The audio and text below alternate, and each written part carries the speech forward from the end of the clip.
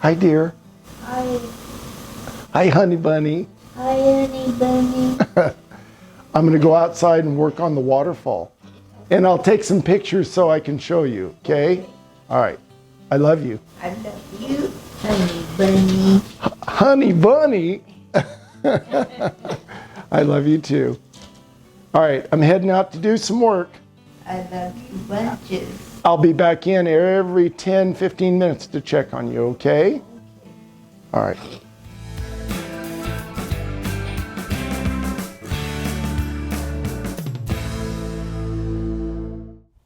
Hey everyone, welcome back to another episode. I'm Robbie the Painter, and we're going to continue. This is part 3 of the boulder, how to make a boulder, and then we're going to do a waterfall and stream and a couple of ponds.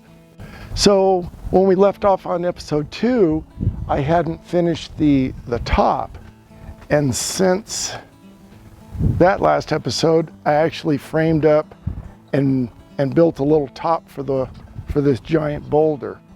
So now the entire thing is pretty well sealed up. I also built a spillway that's sticking out right here. Let's walk over here. And it's getting darker inside here because I've got all the plywood sheathing and that. So slowly but surely, don't call me Shirley, I'm sealing everything up. Once the wire and the mortar's on there, on this, it's gonna seal up inside. And I don't have any electric running out here, and I don't know that I need a light, but I might be able to do some sort of solar panel on the outside with a little solar light inside. So when you open up, you know, if I need to do any maintenance inside on the line from the pump and that, I'll have some lighting in there. We're going to be doing the hardware cloth today, putting that on the outside, and I'm not sure if I have enough of this hardware cloth. This was all free because this came off of other projects. So here's a list of what I'm going to be using to wire up this this boulder. We've got the tool belt, got a hammer and some other things in there that I might need. Of course, we got the gloves so we don't get poked by the wire. Got a solar generator. It's going to provide power to my handheld grinder, which I have a cutoff wheel, a metal cutoff wheel. That'll be to cut the wire if we need to, and I'm sure we're going to. I've got a hammer stapler that I used when I re-roofed my music studio to put the tar paper down. We're going to use that with some T50 half-inch staples, and it's a hammer tacker stapler. And then of course we've got our wire. I think that's all we're going to need today to wire this bad boy up. So let's get started and put some wire on.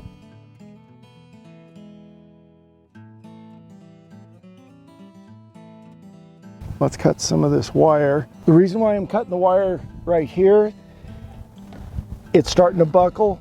As we mold it around this rock shape, it's going to want to do different things. Now I could just bend it and smash it into the shape that I want to, but I may run out of wire, so I'm thinking I'll cut it, and instead of smashing it and wasting 4 or 5 inches here or there. And I'm going to try to use the least amount of staples that I can.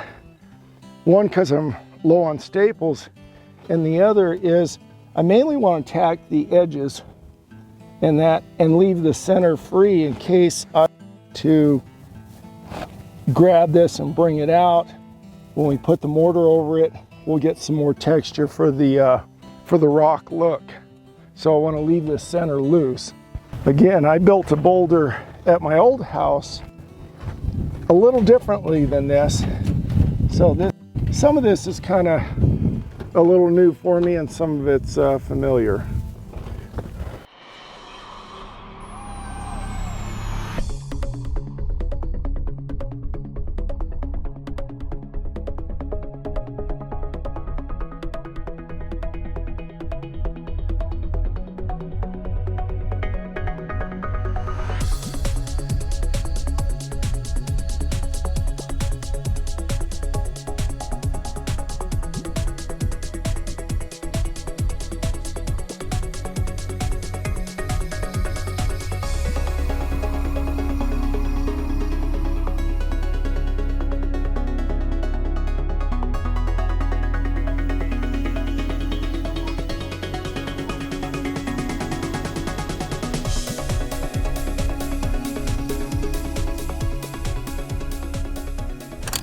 this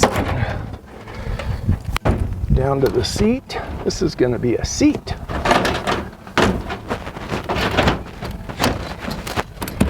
When I build stuff like this, and I did it at my old house bridge, I never did a waterfall, but I did have a little pond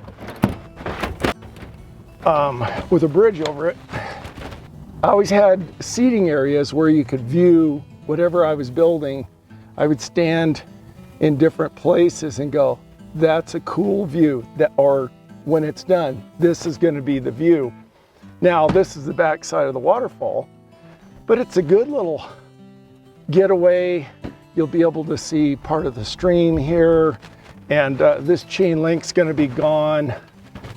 I got big plans for how the yard's going to look. It's just taken me, you know, on a caretaker's budget, minimum wage, it just takes a little longer. I'm okay with it. Gives me something to do and something to look forward to, you know. I'm actually excited about all these projects. I don't look at them as, oh no, I gotta do this, oh no, I gotta do that. The cleanup stuff isn't all that much fun, but you know what? Once you get past that, organizing and cleaning up, the fun stuff gets to happen. Okay, so I took a little break, got me some water, charged up my batteries, checked on my wife, tested her blood sugar and all that stuff, that my caretaker stuff. And I'm ready to get back at this project where we're wiring up this boulder. Hope you guys are having fun, and it's a beautiful day here in the mountains. We got some beautiful clouds. Hopefully they'll come over and cover me and I won't be in direct sun. I was getting a little hot, so I went in to check on her and get me some water and that. And I had to unplug. I've got electronics and wires and stuff about me person, and so I'm all hooked back up, I hope. Hope you guys can hear me.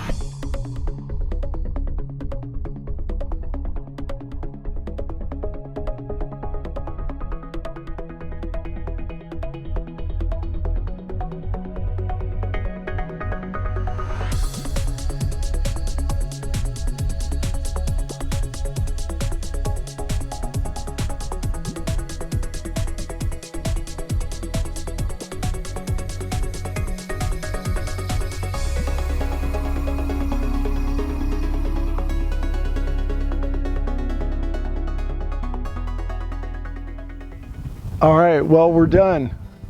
I kind of skipped ahead. I was already at the 10-15 minute mark on this video, and I thought I'm just gonna keep working. And I just shut the camera down, kept cutting wire and stapling it. Everything is all done. The whole thing is wired. Had to use a ladder to get up to the top, and that was pretty fun. Nothing really to hold on to up there, but I made it work. Anyway, it's late in the afternoon right now. I've been working on this all day long, and I've got to go in and start making dinner and do some laundry and some caretaker stuff and take care of my beautiful wife. I will see you guys on the next episode of this boulder build. It'll be part 4. We'll be doing mortar. We're going to start the mortar process. I may have to break that video up into a couple of parts because it's going to take a while. But I'm excited. Hope you guys enjoyed this, and I will see you next time. Bye-bye.